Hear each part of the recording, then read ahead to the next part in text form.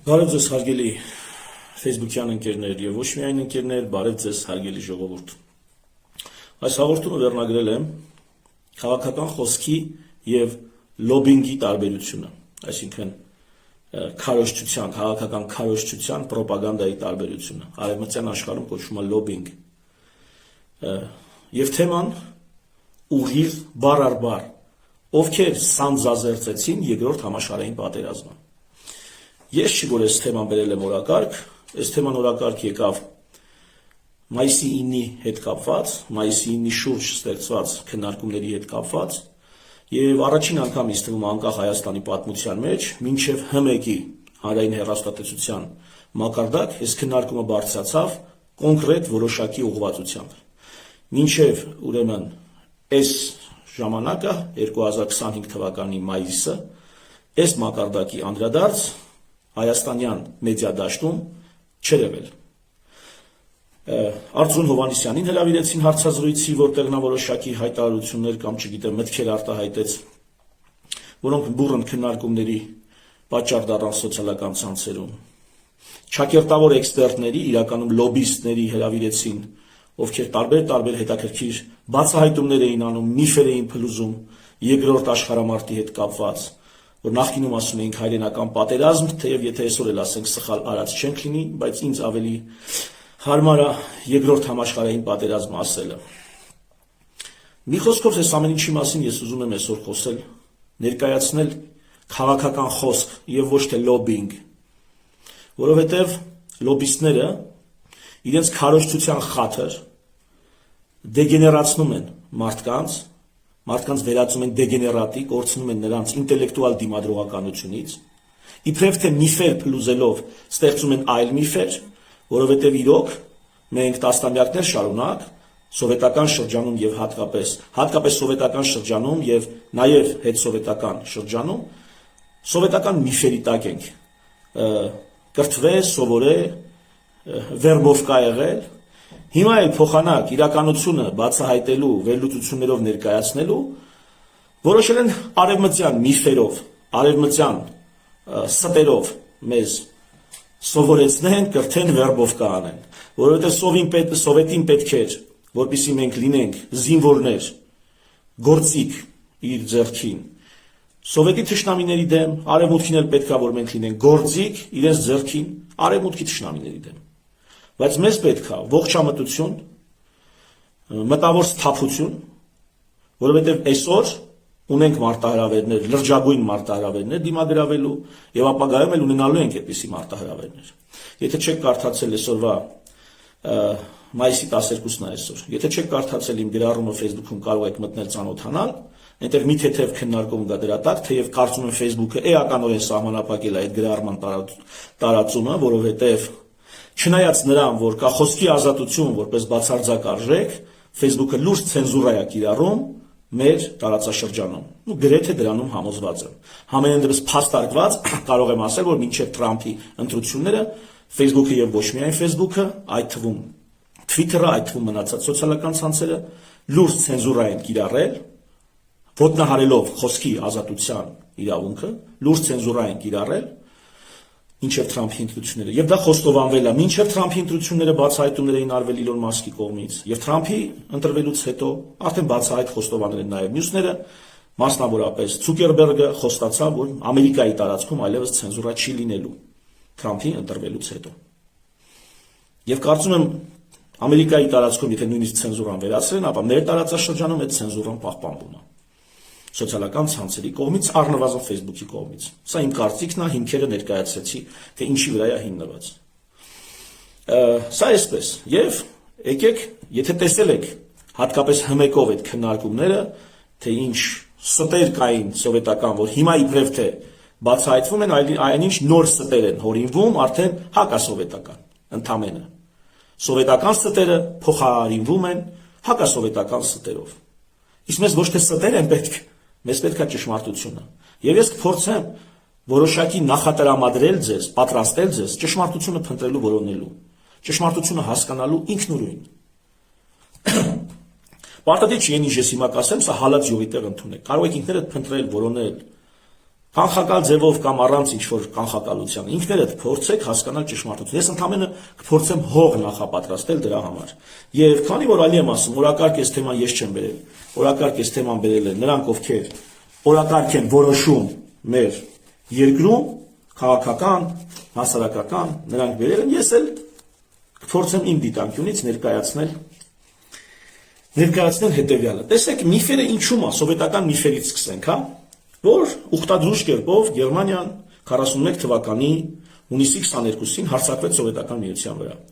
Բայց դեռևս 90-ականներին իդեպ այս թեմաներով հետաքրքրված եմ շատ վաղուց, իմ գիտակցական կյանքի ամենասկզբից ինչ հիշում եմ, ես այս թեմաներով հետաքրքրված եմ։ Ու այն ինչ այսօր հմեկի եթերում ասում են, ես 90-ական թվականներին նույնիսկ չափահաս երևի թե չէի, չափահասության տարիքի չէի ասել, ես այս թեմաներով արդեն որոշակի գրականություն, տեղեկություն հավաքել էի։ Եվ այն ժամանակից սկսած դեռ հետևյալ հարցադրումներ արվում պատմաբանների կողմից 90-ականներին։ Ու ինչ է հմեկում այսօր հնչում է։ Հարցը հետևյալն է, այ մարդ, Գերմանիան ու Սովետական Միությունն ու նրանք ընդհանուր սահման կարծես թե չունեին։ Եթե ընդհանուր սահման չունեին, ինչպես ստացվեց, որ Գերմանիան հարձակվեց Սովետական Միության վրա 1941 թվականի հունիսի 22-ին։ Ահա։ Եվ այս հարցից սկսում է մեր պատմությունը։ Հետաքրքրությունը այստեղից է ծագում։ Եթե Գերմանիան հարձակվեց, ինչպես։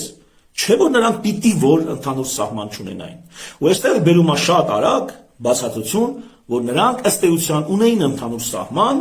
առաջին հերթին, քանի որ երկուսով Գերմանիան եւ Սովետական Միությունը դեռ 39 թվականին կիսել էին Լեհաստանը, երկուսն էլ գրավել էին Լեհաստանը երկու կողմից, կիսել էին Լեհաստանը, տոնել էին այդ բաժանումը Լեհաստանի ու կանգնած էին դեմ դիմաց այդ երկու բանակները։ Ահա փաստորեն սա փաստ է։ Բայց սրանից հետևություն է արվում, որ փաստորեն Գերմանիայի առաջնորդները եւ Սովետական Միության առաջնորդները փաստորեն երկուսն էլ համաշխարհային պատերազմի մեղավորներ են, ահա նրանք են սանձազերծել այդ երկուսով, այդ երկու կեղտոտներով սանձազերծել են պատերազմը։ Ահա հավասարության նշան էր դրվում Գերմանիայի եւ Սովետական Միության միջև եւ որոշում էին, փորձում էին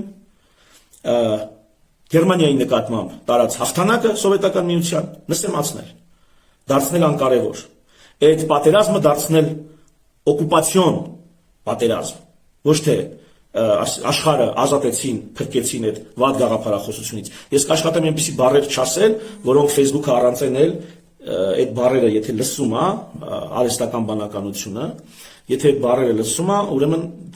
տեսանյութի տարածելիությունն է փակում, նկատողությունն է ուղարկում եւ այլ եւ այլ։ Կաշխատեմ այդպիսի բառեր չասել, բայց եթե դուք գիտեք, որ խոսում ենք 1939-1941 թվականների մասին, հասկանում եք ինչի մասին է խոսքը։ Ահա փաստը, որ այո Լեհաստանը երկուսով կիսել էին, Մոլոտով, Ռիբենտրոպ, այսինքն իրանց արտգործ նախարարներն են, էլի Սովետական Միության եւ Գերմանիայի, գաղտնի համաձայնության հիման վրա, որով կիսել էին ըստ էության Եվրոպան, իրականում ոչ թե կիսել էին, այլ Սովետական Միությունը որոշակի տարածքներ այդտեղ իրան վերցրել էր։ Հիմա ես մի քանի փաստեր, զուտ փաստեր ասեմ, հետո սկսենք այդ փաստերի շուրջ տեսնենք ինչ են մեկնաբանում, ինչ նոր ստեր են փորձում հորինել եւ ինչ կարելի է դրանից հասկանալ իրականում ճշմարտությունը ինչպես կարելի է բացահայտել։ Ուրեմն ըստ էության առաջին համաշխարհային պատերազմը համարվում է, որ սկսել է 1939 թվականի սեպտեմբերի 1-ին։ Գերմանիան մտավ Լեհաստան։ Դրանից մի քանի օր առաջ օգոստոս ամսին Սովետական Միությունն ու Գերմանիան ստորագրում են համաձայնագիր, որ իրար վրա չեն հարձակվելու, եթե չեմ սխալվում 10 տարով, որ չեն հարձակվելու իրար վրա։ Եվ այդ համաձայնագրի գաղտնի մասում նաև որոշել են, թե ինչ են կիսելու, ոնց են բաժանելու Եվրոպան, ինչ անցնելու սովետներին, ինչ անցնելու Գերմանիային։ Բայց կոնկրետ Լեհաստանի մասով հստակ որոշել են, թե ինչ որ գծով են, ով ինչքան է գրավելու։ Մինչ այդ սովետական պրոպագանդան ներկայացնում է, թե իբր թե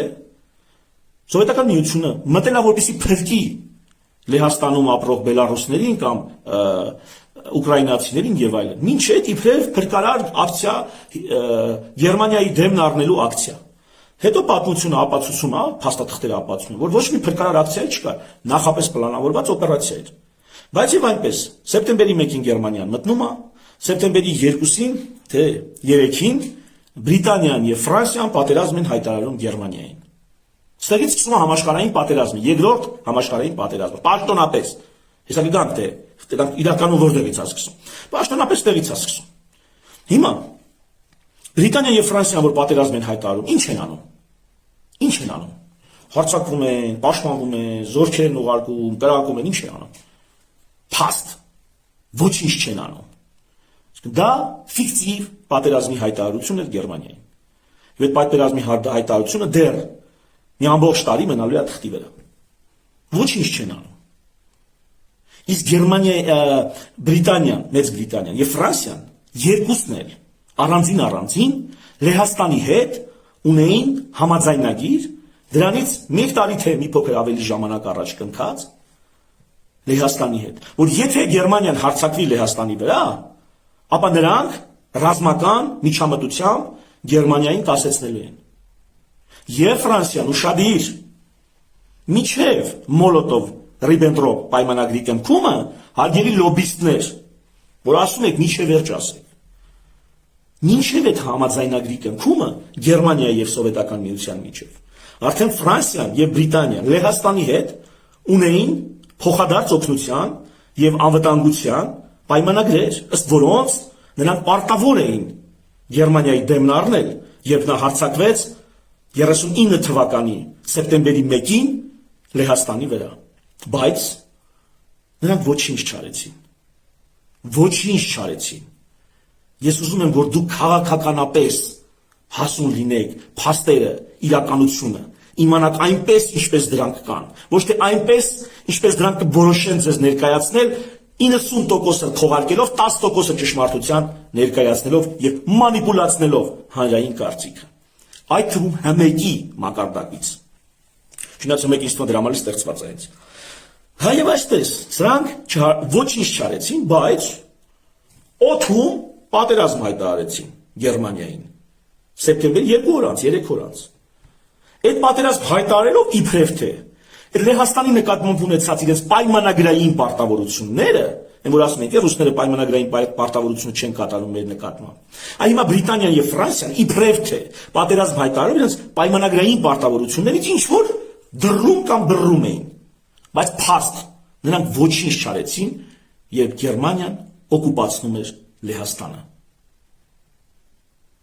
Դրանից օրեր առաջ կնքված Գերմանիա-Սովետական միություն պայմանագրի գաղտնի մասի հիման վրա Սովետական միությունը սեպտեմբերի 17-ին մտնում է Լեհաստան։ Եվ Լեհաստանից մի շարք շրջաններ, որոնք հիմա Բելարուսի եւ Ուկրաինայի տարածքներում են, հենց հիմա այսօր, այդ ժամանակը Սովետական միությունը խլել Լեհաստանից։ Եվ ինչպես պայմանավորվել էին ուրեմն Գերմանիայի հետ, որոշակի գծով կիսում են Լեհաստանը։ Սա փաստ է, այո, սա այսպես էլ եղել է։ Էլ ինչ ա եղել, շարունակենք։ Հա, իդեպ, ստե կարևոր է նշել, շատ կարևոր է նշել, որ 1940 թվականին, արդեն սրանից մի քանի ամիս անց, այս դեպքերից մի քանի ամիս անց, Սովետական միությունը լեհական ինտելիգենցիային, սպայական վերնախավին, տարբեր քաղաքական գործիչների, ընդհանուր առմամբ մոտ 22,000 մարդ գնդակահարում է, անզեն գերեվարված մարդ, գնդակահարում է հիմնականում կատինում։ Հետագայում դա գցելով Գերմանիայի վրա, իբրև թե դրանք ժամանակին գերմանացիներն են արել։ Իրականում ինքն է արել։ Եվ սա պաշտոնապես Ռուսաստանը ընդունել է։ Մի քանի անգամ, Գորբաչովից սկսած։ Պաշտոնապես Ռուսաստանը ընդունել է, որ այսպիսի բան են արել եւ ասել են, որ դա իրանք մեղավոր չեն, այդ ժամանակվա Սովետական միության անձի պաշտամունքով օժտված առաջնորդն է։ Մեղավոր այդ ամեն ինչի համար եւ դատապարտել են։ Սա մոտավորապես մենք իշակե խոսքով այսպես նկարագրում ենք պատերազմ, գրավեցին, հասան էս իշտեղ, բայց մոտավորապես որ պատկերացնենք, ինչ վայրագությունների մասին է խոսքը։ Ռուսաստանը պաշտոնապես ընդունել է, որ մոտ 22,000 մարդ, ինտելիգենցիա, քաղաքական գործիչներ, քաղաքական վերնախավ, ռազմական գործիչներ, սպայակազմ եւ այլն, գնդակահարել անզեն մարդիկ։ Լեհաստանին հնազանդեցնելու, Լեհաստանի դիմադրողականությունը կոտրելու համար։ Իհարկե մենք այս ամեն ինչին ծանոթ ենք մինչև 1939-1940 թվականը, կարդացեք Չարենցի 37 թվականին բանտում գրված Թիֆլիսի նեղ ճակատ կինտոն, բազմել է ցարերի գահին։ Կարդացեք, մենք դրա մասին գիտենք 37 թվականից եւ էլ ավելի վաղ շրջանից։ Մենք դրա մասին շատ քաջ տեղյակ ենք, բայց իմացեք, որ այսպիսի գործողությունների մասին է խոսքը։ 1939-ի նոյեմբերին, այսինքն ձմռանը, մինչև 40 թվականի մարտ Ֆինլանդիայի դեմ պատերազմում է Սովետական միությունը որպես ագրեսոր, պատերազմում է եւ խլում է Կարելիան։ Պատերազմը ավարտվում է, ձմեռն անցնում է, գարունը բացվում է, պատերազմը ավարտվում է։ Ուրեմն սա փաստ է, այո։ Այսինքն այնպես չէ, որ Սովետական միությունը դա խաղաղ իր համար նստած էր, Գերմանիան ընդեր չարություններ էր անում։ Սովետական միությունը ինքն իր հերթին, այո, 1939-ի 1940-ի ձմռանը պատերազմը Ֆինլանդիայի հետ մեծ կորուստներ է կրում, իհարկե տարածքային զավթումներ է իրականացնում եւ այդքանով պատերազմն ավարտվում։ Եվ մինչեւ հիմա էլ այդ տարածքային զավթումները ուժի մեջ են, այսինքն Ռուսաստանի տարածքում։ 1940 թվականի գարնանը արդեն մերձբալթյան երկրները կցվում են, բռնակցվում են ըստ էության Սովետական միությանը։ Պրիբալտիկան, Սովետական միությունը, Լատվիա, Լիտվա, Էստոնիա կցվում են Սովետական միության, մտնում են Սովետական միության կազմ, դառնում են նյութենական հանրապետություն, այս երեք ավելանում են։ Այստեղ դարձյալ գոյություն ունի քաղաքական եւ ռազմական սպառնալիք։ Այո, սա եղել է։ Սա արել է։ Հիմա սկզբում ասենք ինչ գալատներ արել Սովետական միությունը, հետո անցնենք մնացածին։ 40 թվականի ամռանը հունիսի 28 Ռումինիայից գրավում է Բեսարաբիան, հյուսիսային Բուկովինան։ Իդեպ այս կետը Ռումինիայից բռնազավթումները արդեն Գերմանիայի հետ այդքան էլ համաձայնեցած չէին, ըստ այդ Մոլոտով-Ռիբենտրոպ պայմանագրի։ Այդքան էլ համաձայնեցած չէին այս բլոկը։ Եվ սա որոշակի իհարկե Գերմանիային դուր չի գալիս։ Ահա այսքանը, ինչ անում է Սովետական միությունը 1939 թվականի սեպտեմբեր-հոկտեմբերից սկսած։ Սրանք անում է Սովետական միությունը։ Եթե ես ընդհանուր այս պատկերին եմ նայում, ինչ եմ տեսնում, էմոցիաները մի պահ անջատենք։ Բարոյական, արժեբանական կողմը անջատում ենք, չոր քաղաքականություն ենք դիտարկում, ինչա տեղի ունենում, որպեսզի հասկանանք, ելի եմ ասում, այստեղ խելքի հարց է։ Բարելավում է իր դիրքերը տարածաշրջանում։ Բարելավում է իր դիրքերը, ամրացնում է իր դիրքերը։ Պատրաստվում է ավելի մեծ բանի,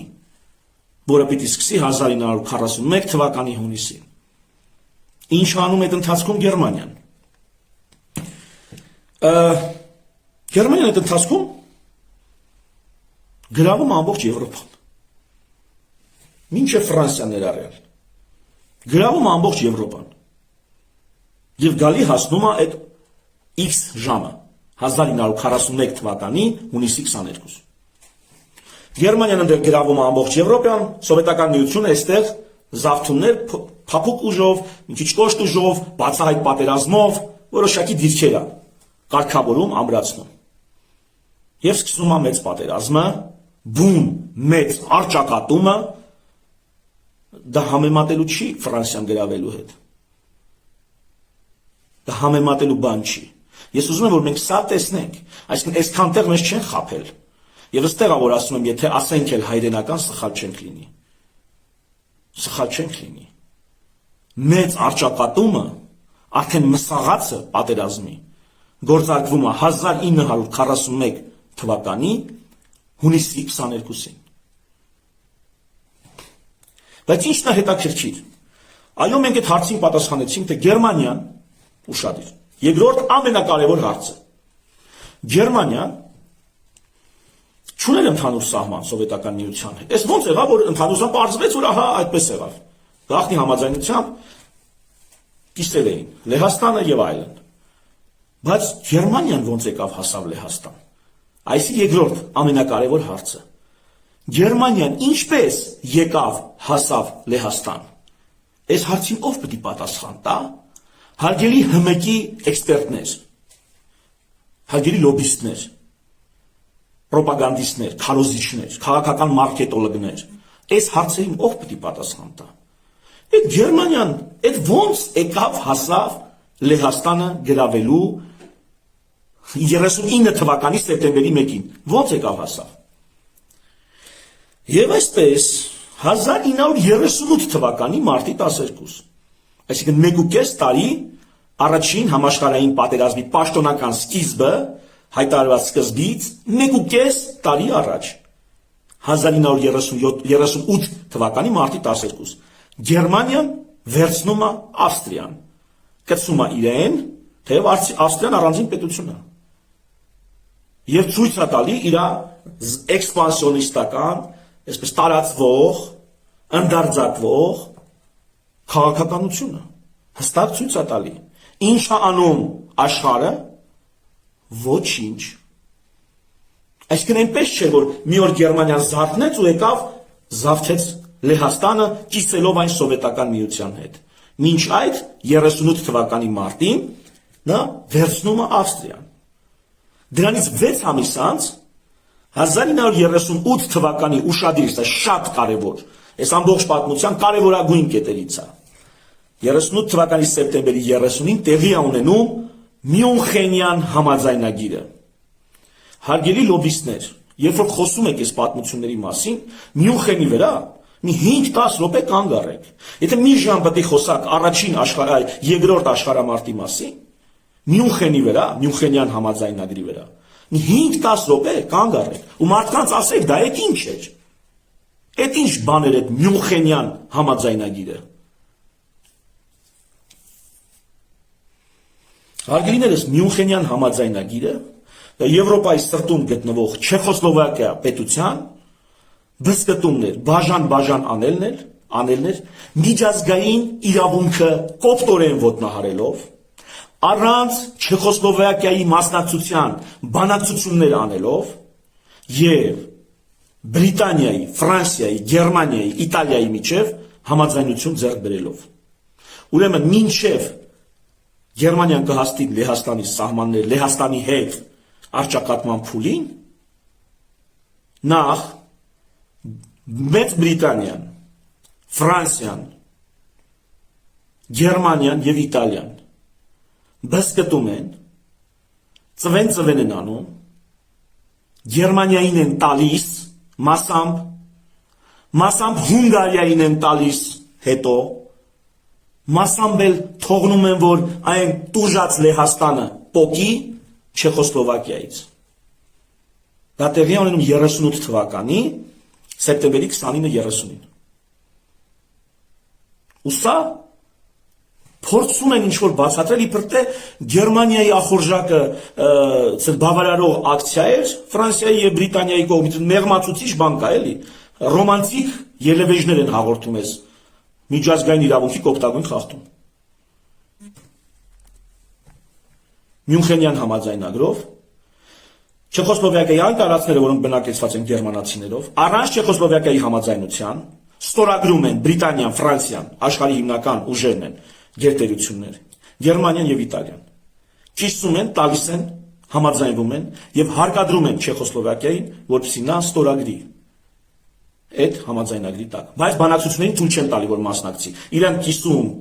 կիսում, վերջում Չեխոսլովակիային ասում են։ Իդեպ դա միայն նախագահի մակարդակով է ստորագրվում, չի վավերացվում այդ փաստաթուղթը, բայց ամենայն դեպս Չեխոսլովակիայի այդ ժամանակվա նախագահն է վարչապետն է մի խոսք, գործադիրի ղեկավարը ստորագրել։ Բացի դրանից, այդտեղից կտոր է պոկում ուշադիր էլի եմ ասում Լեհաստանն էլ իր հերթին այդ տարածքային բան ուներ, պահանջներ ուներ, որոնք իդեպ էլի հակասելով միջազգային իրավունքը, այդ ժամանակ գործող միջազգային իրավունքը, մինչև հիմա գործող, հակասելով միջազգային իրավունքին, հոկտեմբերի 1-ից 10-ին բանը վերջնագիր է ներկայացնում Չեխոսլովակիային, որ այս տարածքները պետք է տաս ինձ։ Այդ խեղճ Լեհաստանը, որին երկու կողմից հետո կիսեցին, ուշադիր, այդ խեղճ Լեհաստանը դրանից ուղիղ 11 ամիս առաջ տեսնում է, որ Չեխոսլովակիան անճարության մեջ անուժ չնայած հզոր է լինում ինքը, բայց երբ որ այդպիսի կոալիցիա է իր դեմ քաղաքական կոալիցիա, քաղաքական այդպիսի կոնսենսուս կա, ոնց որ Ղարաբաղի դեպքում, այդպիսի կոնսենսուս կա իր դեմ, ոչինչ չի կարողանում անի, ոչինչ։ Ու այդ անօգնական վիճակից շատ լավ օգտվում է Լեհաստանը։ Գերմանիա եւ Սովետական միության կողմից կիսվելուց 11 ամիս առաջ։ Սրանից օգտվում է Հունգարիան, ինքն իր հերթին տարածքներ փոխում։ Չեխոսլովակիայից։ Հետո արդեն Գերմանիան մնացած այդ տարածքներն էլ գալի մտնում գրավում է, ասեցի, նա գրավում է ամբողջ Եվրոպան։ Հետո, բայց մինչև այս պահը գալը առաջին համաշխարհային իսկից սեպտեմբերի 1 39 թվական։ Պատմեք թե դրանից 11 ամիս առաջ ինչա տեղի ունեցել։ Ով չէին սանձազերծում պատերազմ։ Եվ հիմա ուշադիր Չեխոսլովակիան սովետական միության հետ, այն սովետական միության հետ, որ հələ ոչ Լեհաստանը գրավել, ոչ Մերձբալթյան երկրներ, ոչ Ֆինլանդիային է պատերազմ հայտարարել։ 35 թվականին, այսինքն այս դեպքերից 4 տարի առաջ, Չեխոսլովակիայի հետ ունի պայմանագիր փոխօգնության։ Դաշնակցային պայմանագիր ունի սովետական միությունը։ Ու այդ պայմանագրի մեջ կա այսպիսի մի կետ։ Այդ պայմանագիրը կայացվել է Ֆրանսիայի աջակցությամբ, եւ այդ պայմանագրի մեջ կա այսպիսի կետ, որ սովետական միությունը Չեխոսլովակիայի նկատմամբ ագրեսիային ռազմական միջամտությամբ կանդրադառնա, կպաշտպանի Չեխոսլովակիան, եթե Ֆրանսիան նույնպես պաշտպանի։ Ֆրանսիան նույնպես անտարբեր չլինի։ Ավելին Ֆրանսիային պարտադիր չէ, որ ինքը զորքերով մտներ Ռուսաստանը սովետական միությունը պարտավորվում է ավելի վաղ արձագանքի, եթե նա ընդհանրապես քաղաքական հայտարարության մակարդակով աջակցություն ցույց տա։ Ուրեմն 1935 թվականին Չեխոսլովակիայի եւ սովետական միության միջև կնքվում է պայմանագիր փոխօգնության, համագործակցության, որ եթե Չեխոսլովակիայի վրա լինի ագրեսիա եւ Ֆրանսիան անդադբեր չմնա այդ ագրեսիային, ապա սովետական միությունը պարտավորվում է պաշտպանել Չեխոսլովակիայի տարածքային ամբողջականությունը, շահերը եւ այլն, ըստ միջազգային իրավունքի նորմերի։ Բայց բանից պարզվում է, որ 4-3 տարի անց այդ պայմանագրի ստորագրումից Ֆրանսիան, որ 3 տարի առաջ ուրիշ դիրքեր էր գրավել, Ֆրանսիան ինքը Բրիտանիայի, Գերմանիայի եւ Իտալիայի հետ Չեխոսլովակիան մասնատում։ Հիմա հարց, արդյոք սա հակասովետական ակցիա չէ, նաև բացի Չեխոսլովակիայի դեմ ակցիա լինելուց, ակտ լինելուց, սա արդյոք նաև հակասովետական ակտ չէ։ Սա լինում է մինչև սովետները կսկսեն ագրեսիվ զավթողական քաղաքականություն, տարածում, էքսպանսիա։ Մինչ դա է լինում Մյունխենը։ Ահա, երբ որ խոսում եք, թե ով ինչպես սանձազերծեց երկրորդ համաշխարհային պատերազմը, հարգելի լոբիստներ, պատմեք նաև թե ինչ է Մյունխենը, դրանից 11 ամիս առաջ տեղի ունեցած։ Եվ այդ ինչ պայմանագիր է դրանից եւս 3 տարի առաջ կնքված Ֆրանսիայի միջնորդությամբ Չեխոսլովակիայի եւ Սովետական միության միջև։ Եվ եթե այս ամեն ինչը հասկանաք, կտեսնեք, որ երկրորդ համաշխարհային պատերազմը այնքան էլ չի սկսել 39 թվականի սեպտեմբերի 1-ին։ Եվ այնքան էլ այս պատմությունը չի սկսում այն կետից, որ հանդիպեցին Սովետական միության եւ Գերմանիայի արտգործնախարարները եւ ինչ որ պայմանագիր իրար մեջ կնքեցին։ Գախնի բլոկով։ Մինչ այդ բացահայտ եվրոպական գերտերությունները Եվրոպայի սրտում սուվերեն անկախ պետություն էին մասնատում։ Մինչ այդ մինչև Սովետական միությունը կթաթախվի այս աշխարհքաղաքական բացահայտ կոնֆրոնտացիայի մեջ, այդ թվում ծածուկ փաստաթղթերով ու պայմանավորվածություններով։ Հիմա սա երկրորդ բլոկը եւ երրորդ ամենակարևոր հարցը։ Նա հիշենք առաջի երկու կարևոր հարցեր։ Առաջի հարցը հետևյալն էր. եթե Սովետական միությունն ու Գերմանիան ընդհանուր սահման չունեին այն մարդ, այդ ոնց ստացվեց, որ Գերմանիան հարձակվեց Սովետական միության վրա 41 թվականի հունիսի 22-ին։ Պատասխանեցինք։ Երկրորդ հարցը հետևյալն էր. այ ընկեր, այդ Գերմանիան Լեհաստանի կեսերը ոնց էր հասել։ Ինչ մի օր քնեզարթն է ու հարձակվել է Լեհաստանի վրա, թե մինչև այդ ճանապարհ կար անցած, որում ինքը միայնակ չի անցել։ Ունեցել է ուղեկիցներ այդ ճանապարհում։ Այդ ճանապարհին եկել են Մյունխեն 38 թվականի։ Սա երկրորդ հարցն էր։ Եվ երրորդ հարցը ամենակարևորը։ Այդ շարիքը, ճիվաղը, որ գալիս է իշխանության 1933 թվականին Գերմանիայում։ Ավելի ճիշտ, հա էլի, այդպես մոտավոր։ Ինքը իր կուսակցությունը իշխանության է գալիս 1933 թվականին Գերմանիայում։ Հիմա հարց։ Այսքան որ խոսում են Գերմանիան պահանջում էր այս կտորը, այն կտորը, այս էր գրավում, այն էր միացնում, այն էր այ ինգեր Գերմանիան դրանից 20 տարի առաջ երկրորդ առաջին համաշխարհային պարտված պետությունն է։ Ռազմատուգանքի տակ ավելին նրան արգելված է լուրջ բանակ ունենալ եւ սպառազինվել։ Սա փաստ է, որ առաջին աշխարհամարտից հետո Գերմանիային արգելված էր ունենալ բանակ եւ սպառազինվել։ Եվ Գերմանիան գտնվում է ռազմատուգանքների տակ, հատկապես Ֆրանսիային եւ Բրիտանիային, նա պետք է վճարեր ռազմատուգանք։ Իսկ ունեն այնքան ծախսեր փակելու պարտքեր, որ էլ չասած։ Այդ ո՞նց եղավ նա, այդքան փող որտեղից ճարեց, որ այդքան տնտեսապես հզորացավ, մի հատ էլ այտենց հզոր բանակ ստեղծեց, որ սկսավ սպառնալիք դառնալ Եվրոպայի համար։ Երկրորդ, մինչև նա այդ հզոր բանակը ստեղծել, առաջի քայլերը, երկրորդ, 10-րդ քայլերը, որ անում էր սպառազինվելու, բայց մնացածը տանձիկ չէին տենում, որ սա սպառազինվում է։ Այդ ո՞նց թողեցին, հանդուրժեցին, որ սա դարավ Եվրոպայում եւ աշխարհում ըստ էության թիվ 1 բանակը։ Եթե նրան արգելված է սպառազինվել։ Այս ո՞նց սենց եղավ։ Եվ ես այս հարցին ինձ այդ հարցը տվեցին Facebook-ում։ Ես այդ հարցին պատասխանեցի, այդ հարցը այսպես տվեց, ով որ հարց, ինչպես վերնագրել եմ, ով սանձազերծեց երկրորդ համաշխարհային պատերազմը։ Ես այդ հարցին ուղիղ էի պատասխանել։ Եկեք տեսնենք, թե ինչպիսի սանձեր կային, այսինքն եթե սանձազերծեց, նշանակային սանձեր, որոնք ազատ արձակվեցին եւ սկսեց երկրորդ համաշխարհայինը։ Ինչպիսի սանձեր կային, որովհետեւ չսկսի երկրորդ համաշխարհայինը։ Այդ սանձերը 3-ն էին։ Առաջին համաշխարհային պատերազմից հետո 3 սանձ կար։ Այդ 3 սանձով պետք է սանձահարվեր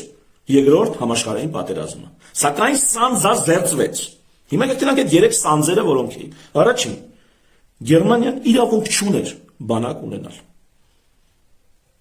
Երկրորդ, Գերմանիան գտնվում էր ռազմատուգանքների տակ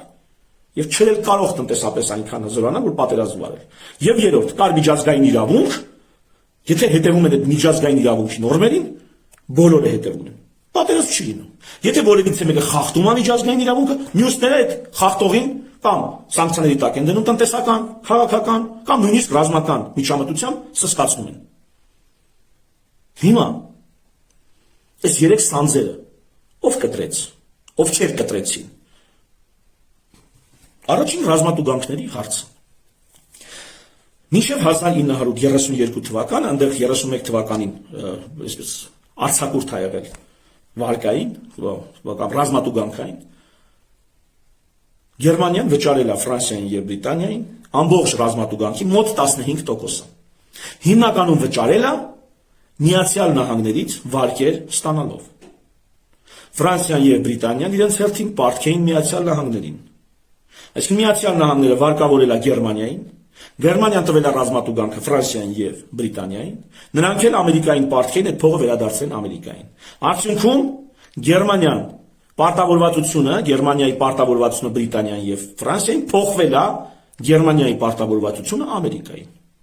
Ըստ էության այս ցիրկուլյացիայի մեջ պարտքի վերաբաշխում է տեղի ունենում։ Ռազմատուգանքի տեսքով պարտքը, որ ուներ Գերմանիան, Ֆրանսիան եւ Բրիտանիային, վարկի տեսքով պարտքի է վերածվում, որ ունենում է Միացյալ Նահանգների նկատմամբ։ Միացյալ Նահանգներին ամենաանմեղը բացատրությունն եմ տալիս, չեմ փորձում խորը վերլուծություն անել, չեմ թույլ տալիս ինձ, մակերեսային վերլուծություն։ Առնվազն Գերմանիան Միացյալ Նահանգներին հետաքրքիր էր, որպես տնտեսապես մեծ զարգացման մեծ պոտենցիալ ունեցող երկիր։ Հետևաբար մեծ վարկեր վերցնող երկիր, հետևաբար մեծ շուկա նաև ամերիկյան ապրանքների ծառայությունների համար։ Առնվազն Ամերիկային պետք էր, որ Գերմանիան ոտքի կանգնի, տնտեսապես։ Առնվազն նրա համար կրկնում եմ, որպես շուկա ամերիկյան արտադրության եւ ծառայությունների համար։ Առնվազն։ Եվ Ամերիկայի Միացյալ Նահանգները իրենց նախագահի 31-32 թվականներին կասեցնում են ռազմատուգանքի վճարը։ Հետագայում պիտի Գերմանիայում կան իշխանությունները, իրենց են ճիվաղի, որոնք պիտի ասեն չկա տես բան եւ այլ։ Բայց մինչև դրանք կգան իշխանության, մինչև կրկնում եմ այդ հիմարները կգան իշխանության, այդ ոճրագործները, ցեղասպանները կգան իշխանության։ Միացյալ Նահանգները Բրիտանիա եւ Ֆրանսիայի վրա ճնշում գործադրելով կասեցնում է ռազմատուգանքի վճարումը Գերմանիայի կողմից։ Սա առաջին սանձը կտրեցինք։ Ով սանձազերծեց երկրորդ համաշխարհային պատերազմը։ Առաջի սանձը կտրել է Միացյալ Նահանգները եւ դրա նկատմամբ տոլերանտ են եղել Բրիտանիան եւ Ֆրանսիան։ Բայց չգիտես ինչի, Գերմանիայի տնտեսական հզորացումը, որը մի քանի տարում դարձավ Եվրոպայի ուժեղագույն տնտեսություն եւ ուժեղագույն բանակ աշխարհում, այդ հզորացումը շատ ուժեղ զուգակցվեց սպառազինությամբ, զենքի արտադրությամբ գնումով։ Ուշադիր, սովետական միությունն իր հերթին ցորենով ինչ ունեցել է, ծախել է Գերմանիայի։ Ստեղ հենց չի որ մեկին արդարացնում են մյուսին։ Ստեղ մեղավորներ չկան։ Սա ջունգլի է։ Մենք կողից նայում ենք այս ջունգլին, ինչ է տեղի ունենում։ Ստեղ կա սով, քաղց, շահեր, ստեղ չկա բարի եւ չար, լավ տղա, վատ տղա։ Սա ջունգլի է։ Ստեղ գիշատիչներ են։ Ում ձեռը այսքան ճարեղավ, այսքան կկտրի կուտի, կխլի, կտանի։ Ես դա եմ ուզում ձեզ փոխանցեմ, հարգելիներս, որ երբ որ մեր լոբիստները ձեզ բացատրում են, թե ստեղ կան դրական եւ բացասական կերպարներ, ես ձեզ ուզում եմ ասեմ, չկան այդպիսիք։ Սա ջունգլի է։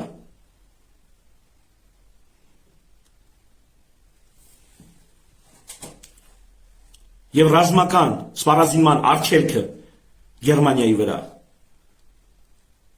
ինքնիշխան դուրս է գալի ու ոչինչ չեն անում, էլի եմ ասում առաջի հերթին, Ֆրանսիան ու Բրիտանիան։ Երկրորդ սանձը արգելք սպառազինության։ Հենց Ֆրանսիան ու Բրիտանիան են թույլ տալիս կտրվի, եթե ոչ կտրում։ Եվ այդ սպառազինությունն էլ զուգահեռ գնում է տնտեսական հզորացմանը։ Այսինքն, երբ որ տնտեսությունը շարժվում է, ինչ ան տանգ է արտադրում, կարա ավտոմեքենա արտադրի։ Կարա ավտոմեքենա արտադրի, սա մի տարբերակ, լավ, ռազմատուգանքից հանեցիք, հարց չկա։ Պետք է որ ինքը տնտեսապես զորանա, հարց չկա, թող ավտո արտադրի։ Բայց նա տանգ էր արտադրում։ Թող նավեր արտադրի, բայց նա սուզանավ է արտադրում։ Հասկանում եք։ Հասկացա Ամերիկային պետք է որ նա տնտեսապես զորանա, բայց եթե այդքանով բրց, ապա թող նավեր արտադրի, մարդ բեռներ տեղափոխի։ Թող ավտոմեքենաներ արտադրի, բայց նա տանկեր ու սուզանավեր ու ավիացիա է արտադրում ռազմական։ Հասկանում եք։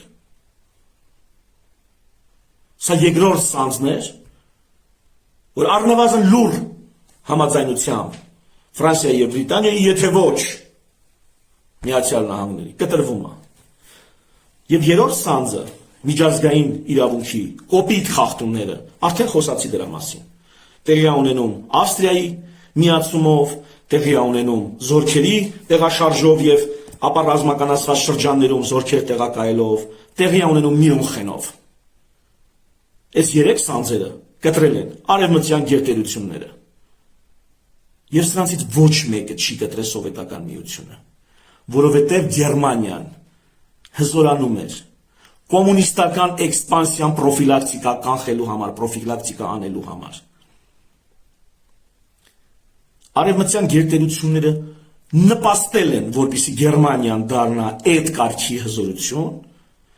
որ նրան որպես սովետական միության հզորացման, կայացման դեմ, որպես լծակ օգտագործեն։ Կամ օգտվեն, եթե իրենք չեն օգտագործում, Գերմանիան ինքն է իրեն օգտագործում, իրենք դրանից օգտվեն։ Հաշվարկն էսպիսին է եղել։ Սա է իմ մեկնաբանությունը, հարգելի լոբիստներ, եւ ասեցի, թե դա ինչով է հիմնավոր։ Ես ճշգրտությամբ ցույց տվեցի, թե ինչպիսի սանձեր կային երկրորդ աշխարհամարտը սանձահարելու համար եւ ինչպես այդ սանձերը կտրվեցին, այսինքն ինչպես եւ ում կողմից սանձազերծվեց երկրորդ համաշխարհային պատերազմը։ Ու ինձ մեկ է թեստը ում համար է տակ, ում համար է պաղ, արևմուտքի թե Ռուսաստանի, ինձ պետք է որ իմ ժողովուրդը դեգեներատ չլինի, պրոպագանդայի տակ մնացած։ Ինձ պետք է որ իմ ժողովուրդը մտքով լինի ստապ, ունենա քաղաքական եւ ինտելեկտուալ իմունիտետ, որտեղ մեր առաջ լուրջ խնդիրներ կան, որոնք մենք դեռ պիտի լուծենք։ Իսկ դրա համար մենք չունենք նավթ, չունենք ծով, չունենք եսիմինչ տեսակ տեխնոլոգիաներ, մենք ունենք միայն ինտելեկտ։ Եվ եթե վերջին մեր հիմնական ամենաարժեքավոր ունեցածը մենք պետքա հիմարացնենք սրա նրա քարոզչության տակ մնալով, ապա մեր բանը բուրդ է։ Հիմա ես լսեք ու միացեք են հմեկի հարցազրույցներն ու այն մեծ բանավեճը լսեք։